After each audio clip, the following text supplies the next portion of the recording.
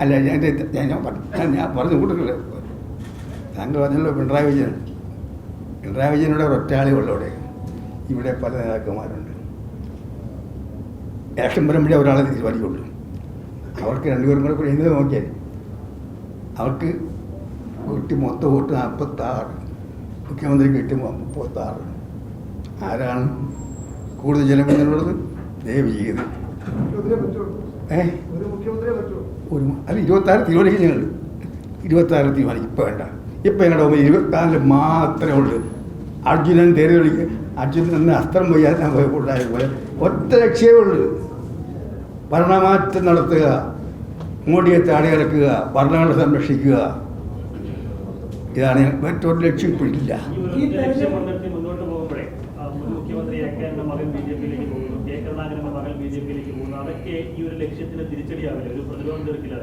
ഒരു എന്തല്ല BJPക്ക് കേരളത്തിൽ കഴിഞ്ഞ പ്രാവശ്യത്തേക്കാൾ ഒട്ടു കുറയും.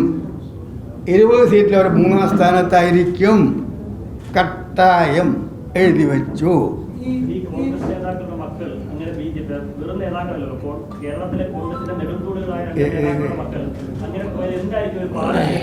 പറയാനുള്ളത് പറഞ്ഞു കഴിഞ്ഞു. ഇനി എന്നെ കൊണ്ട് അധികം പറയിപ്പിക്കേണ്ട. മക്കളെ കുറിച്ച് എന്നെ കൊണ്ട് അധികം പറയിപ്പിക്കേണ്ട. എന്നെക്കൊണ്ട് അധികം പറയിപ്പിക്കേണ്ട. ആ ഭാഷ ഞാൻ ശീലിച്ചിട്ടില്ല. ആ ഭാഷ എൻ്റെ സംസ്കാരത്തിൻ്റെ ഭാഗമല്ല. അതുകൊണ്ട് എന്നെക്കൊണ്ട് സംസാരിക്കേണ്ട.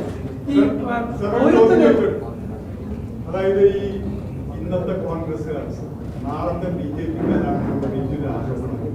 പല നേതാക്കന്മാരും അവരുടെ കുടുംബങ്ങളും ഒന്നടങ്കം BJPയിൽ പോയി ജയിച്ചതിന് ശേഷം എല്ലാ സ്ഥാനമാനങ്ങളും പറ്റിയതിനു ശേഷം BJPയിൽ പോകുന്നത്. അപ്പൊ അതുകൊണ്ട് മാത്രം അത് വലിയൊരു അളവ് വരെ കോൺഗ്രസ് അധികാരത്തെ നിലനിർത്തുന്നുണ്ട്. കോൺഗ്രസ് മഹാപ്രസ്ഥാനമാണ്, മഹാനദിയാണ്. EMS കോൺഗ്രസ് ആയിരുന്നില്ലേ? AKG കോൺഗ്രസ് ആയിരുന്നില്ലേ? ഇന്ത്യയിലുള്ള എല്ലാ പാർട്ടികളിലുള്ള നേതാക്കന്മാരുടെ അധികാരത്ത് കോൺഗ്രസ് ആയിരുന്നു. പക്ഷെ അവരൊക്കെ പോയിട്ടും ഗംഗാപ്രവാഹം പോലെ ഇതിങ്ങനെ ഇപ്പോഴും ഇങ്ങനെ പ്രവഹിച്ചുകൊണ്ടിരിക്കുകയാണ്. പുതിയ നീർച്ചാലുകൾ പൊട്ടി വളരുകയാണ്. ഇന്ത്യൻ നാഷണൽ കോൺഗ്രസ് ഇന്ത്യ ഉള്ള കാലത്തോട്ടാകും. കാരണം ഇന്ന് കോൺഗ്രസ് മാത്രമല്ല, പേരല്ല, കോൺഗ്രസിന്റെ ആദർശങ്ങൾ. ഈ പൗരത്വ നിയമവുമായി ബന്ധപ്പെട്ട വിഷയമാണ് ഏറ്റവും കൂടുതൽ ഇന്ന് ചർച്ചയായി നിൽക്കുന്നത്. കോൺഗ്രസ് ആണെങ്കിലും പിണറായി വിജയൻ ആണെങ്കിലും BJP ആണെങ്കിലും ആയുധമാകുന്നത്. പക്ഷെ അങ്ങനെയാണെങ്കിൽ എന്തുകൊണ്ട് പ്രകടന പത്രികയിൽ അക്കാര്യം ഒറ്റ വരിയിൽ കൃത്യമായി CAA നടപ്പാക്കില്ല എന്ന് കോൺഗ്രസ് എഴുതി വെച്ചാൽ തീരുന്നതില്ല? CAA മാത്രമല്ലല്ലോ, നാഷണൽ പൗരത്വ രജിസ്റ്റർ വരുന്നു. കോൺഗ്രസ് മതാടിസ്ഥാനത്തിലുള്ള പൗരത്വത്തിന് കോൺഗ്രസ് എതിരാണ്. കോൺഗ്രസ് ആർട്ടിക്കിൾ 5 സ്റ്റാൻഡ് നിൽക്കുകയാണ്. ഈ ഭരണഘടനയിൽ അംബേദ്കർ തയ്യാറാക്കിയ ഈ ഭരണഘടനയിൽ ആർട്ടിക്കിൾ 5 അത് സംരക്ഷിക്കപ്പെടുമെന്നാണ് കോൺഗ്രസ് പറയുന്നത്. മനസ്സിലായ?